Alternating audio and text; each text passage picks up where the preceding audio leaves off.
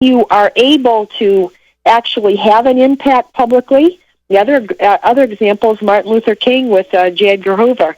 So if you have an impact publicly with other people, of course, the double-edged sword of that is that now you will have people in power that will be raising their eyebrows and in some cases be trying to squelch the truth of whatever it is.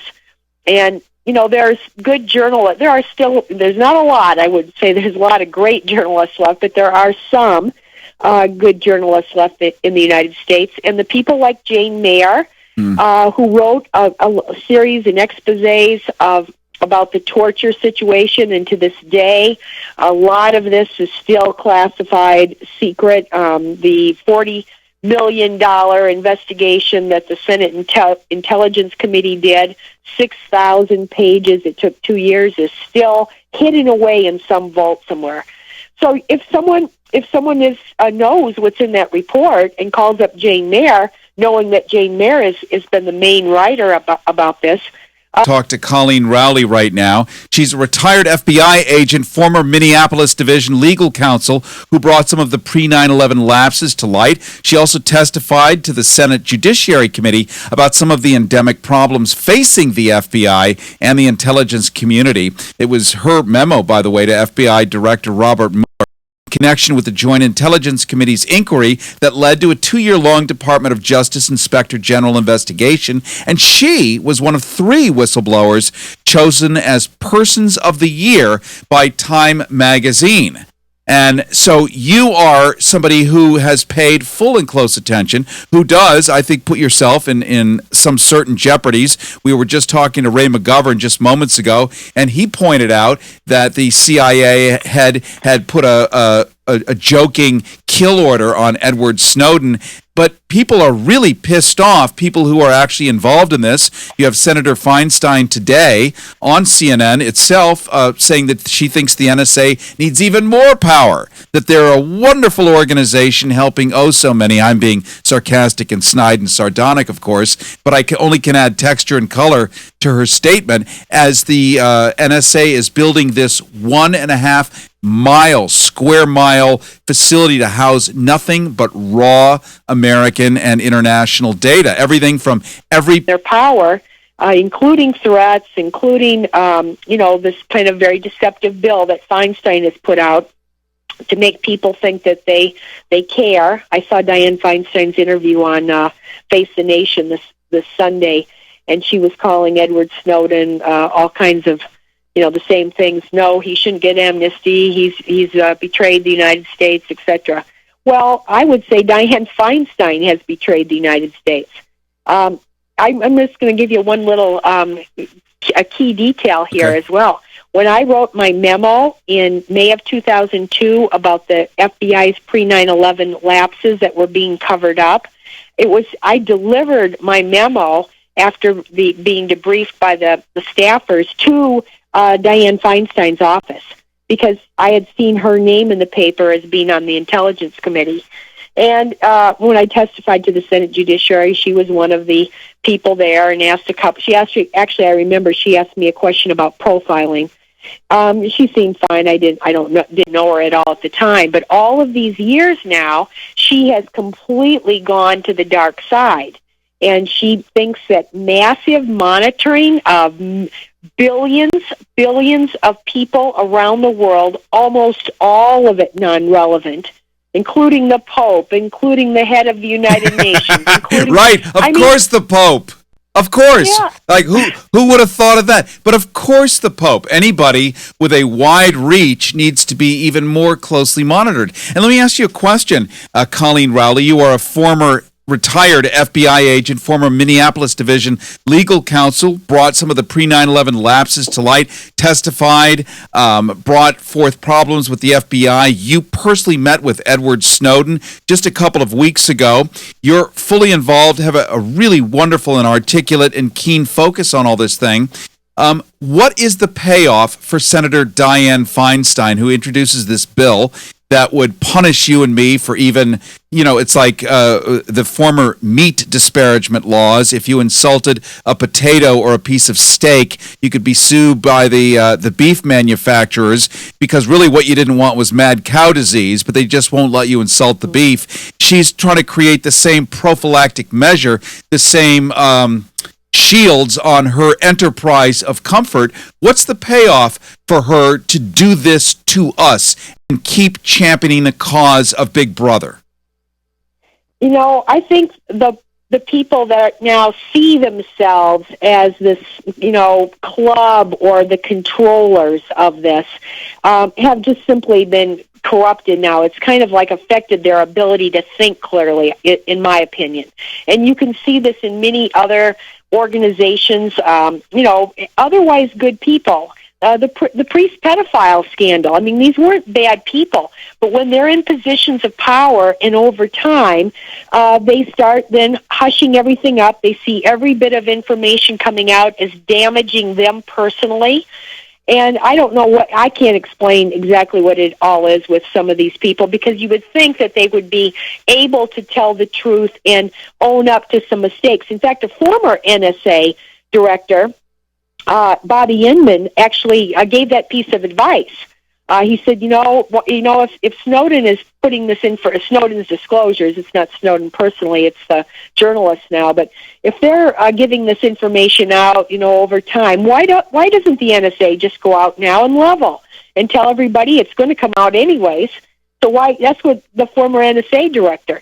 And you see these people fighting tooth and nail to still obfuscate. They will deny that they do, even though the documents speak for themselves, they still are denying a lot of it. They go into these committee meetings. I happened to sit through the October 2nd Senate Judiciary meeting that featured Clapper and Alexander testifying, and they were not made to be sworn in. They were the fact witnesses, and they let them get by without even raising the right hand and swearing to tell the truth.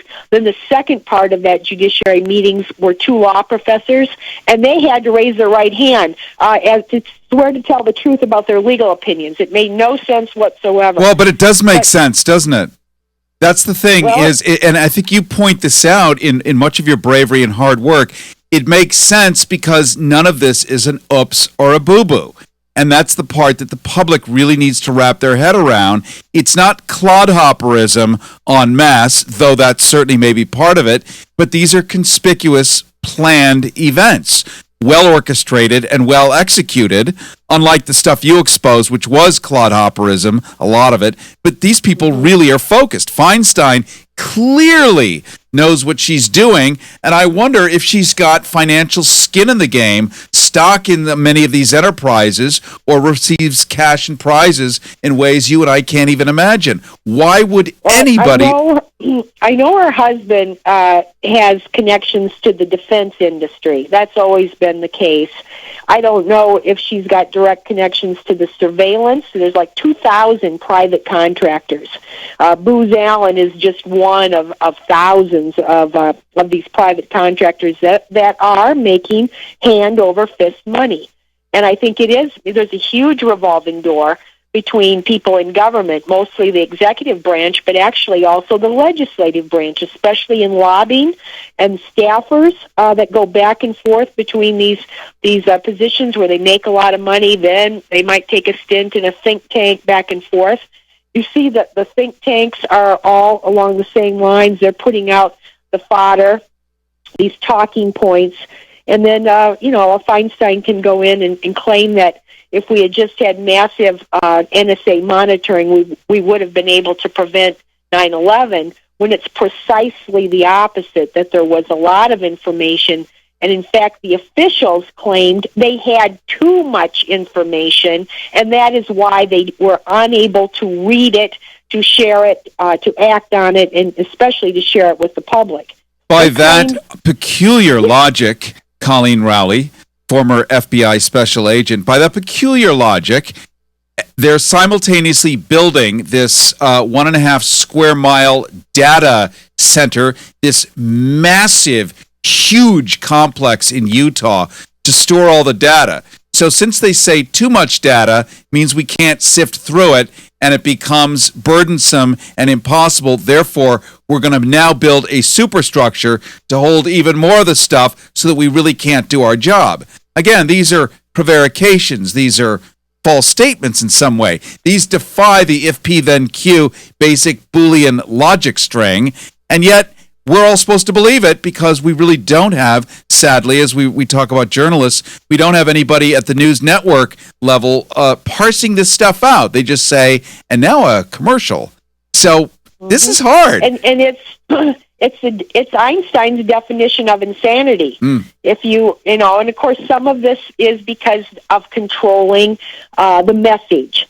And now we're going right back to why are they doing this massive effort to get as much info and control people's thoughts and their messaging and chill. Certainly this will have a chilling effect upon association and speech and everything else. Well, it's to control the message. And, we're looking almost at, we're at the abyss of Orwell, and seeing this world that exists where the government seeks to control all of the communications, and it's diluted. I think the thing is, we saw this in almost science fiction / horror shows all along. There'd be a James Bond where some evil mastermind was trying to control things, and you kind of laugh about it, saying, "Well, isn't that funny?" It is funny. It cannot work.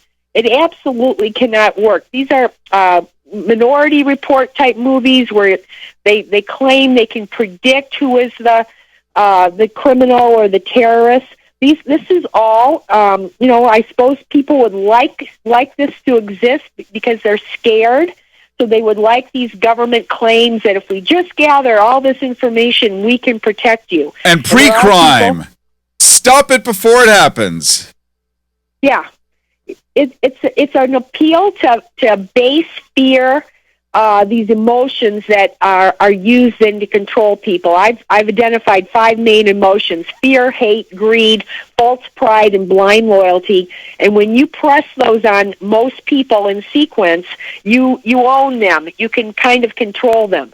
Now, if you own the ways and the means of communication, and you're able to cow your independent media and your journalists into as happened in the lead up to Iraq, where they put all the Pentagon retired generals on CNN telling us that Iraq had weapons of mass destruction. I think that is the model. That is exactly what they want. They want the ability to control the message. And that's really what's on the line right now. Coleen, I'm going to jump in because people come and go, jump in their cars, get out. They're listening on a smartphone, on an iPad right now, on anything basically with a chip and signal, so we never know when they come and go. So I just want to reintroduce you. We're talking right now to Coleen Rowley, a retired FBI agent and former Minneapolis Division legal counsel. She's the one who brought some of the pre-9/11 lapses to light, testified to the Senate Judiciary Committee about some of the endemic problems facing the FBI and the intelligence community. It was her memo to FBI Director Robert Mueller in connection with the Joint Intelligence Committee's inquiry that led to a 2-year-long Department of Justice Inspector General investigation. She happened to be one of the 3 whistleblowers chosen as Persons of the Year by Time magazine. Further, back in April of 2003, following an unsuccessful and a highly criticized attempt to warn the director of the FBI and other administration officials about the basic dangers of launching this invasion against Iraq, she, Coleen Rowley, stepped down from her GS-14, I guess that was your status legal position, to go back to being a regular FBI special agent, then retired from the FBI in around 2000. And some things are actually more dangerous. Going into a hospital or taking a medication, I think the figure is 200,000 people in the United States die of improper medications or a mistake made by a hospital. It may even be higher than that. So if you look at the true risk to yourself and then say, well, why nobody thinks about those kinds of things. But yet we constantly have this in the forefront of our mind. I think only 7 Americans have died, something like that, since 9/11. It's just a handful, 30. That's it. It's 30 Americans have died due to terrorism. And yet, that's what is motivating most of this trillions of dollars that have been spent on wars, on monitoring. Coleen Rowley, former FBI special agent, due to terrorism from brown people. We're not talking about how many black people in Texas are still being harassed, abused, how many people die from just crazy, wretched lunatics, no matter what the color of skin or religious affiliation. It's a much greater number, but these resources are not necessarily focused on them. They're focused on the thing that you and I can't really see ourselves, but have to trust people like Dianne Feinstein to declare and reinforce over and over again they're out there and they're coming after you, and you need to let her be the sole decider, using a George Bushism. I get to do that every year and feel really good about it. She gets to be the one that holds the baton or the bullwhip, and frankly, it frightens me. I don't think she's the right kind of person to do this, and she's got way too much passion to do the wrong thing, and that to me is a red flag. Well, if there's somebody out there who wants to throw their hat in the ring and run against Dianne Feinstein, they ought to do it. And even if they don't have, cannot self-fund, are not a millionaire and cannot self-fund, I think it would be worth it just because people need to write about her positions. It's just not getting enough exposure. And, people vote on her for very silly reasons. She's the incumbent, whatever. So if going back to this fear-based propaganda, though, exactly what you were saying is this is deliberate, and if people understand that they are the target of propaganda to manipulate them, you would think that people would get angry about that and say, I'm tired of being constantly my buttons being pressed and this fear-based. When you mentioned right-wing terrorism, domestic terrorism, and that doesn't include the kind of people who just lose it, like the black shooter, and so many of these are the woman in D.C. who apparently was mentally ill, and etc. That is a much higher threat. Right-wing was at least twice as many as Islamic extremism, and yet almost no resources are going into that as compared to what we're doing internationally on this very low risk. And if anything, we're making it worse. If people think that, the last night on 60 Minutes, there was a show on Guantanamo, and the 60 Minutes host kept saying 3,000 people were killed. They were talking about prosecuting the suspects, and she kept saying 3,000. Well, the United States now has killed hundreds of thousands of people all over the world. Of course, everyone knows Iraq and Afghanistan, but also in Pakistan and Yemen. And if anything, if it was a zero-sum game, we would have killed several 100,000. You'd think we'd be making progress. Well, no, because all you're doing is increasing the hatred around the world. Right. They have family, they have friends, and when you kill the town priest, all those parishioners are going to be really upset. When you kill the schoolmaster that has educated 4 different generations of children, then those parents and those family members are going to be upset. You're absolutely right. And unfortunately, we've run out of time, Coleen Rowley. I really want to thank you so much for joining us here on The Smart Show. Would love to have you back when you're available. You are just such a bright light in such dark times. So I want to thank you so much for joining us today. Thanks for supporting Edward Snowden and other whistleblowers. Well, when in doubt, support it out. That's what I say. And if it rhymes, it must be true. All right, thanks so much. By the way, if you're watching us right now live on our YouTube stream or just listening to us, I'm holding up a gold certificate. This is a night for 2 in the fabulous, famous London hotel called the Athenaeum. And I'm giving it away. All you have to do is follow